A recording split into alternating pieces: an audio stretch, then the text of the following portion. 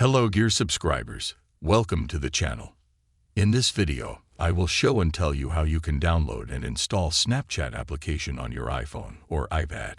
Please subscribe to the channel, write comments, put likes. Watch the video to the end. Let's get started. To do this, you need to go to the standard application on your iPhone or iPad called Apple Store. After that, in the search box, you need to write the word Snapchat. You have a variety of applications. You are this one, which you now see on my screen. Click Get. Then it will offer either to use Face ID or to write the password from your Apple ID. As soon as you write it, you will immediately download your Snapchat application. We go to the main menu. We see live that it is installed. You need to wait for about 15 to 30 seconds.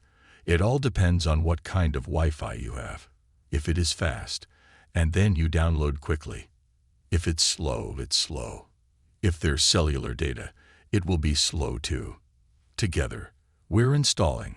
We have to wait a bit. After that, we open Snapchat. It opens, and then we click either log in or sign up.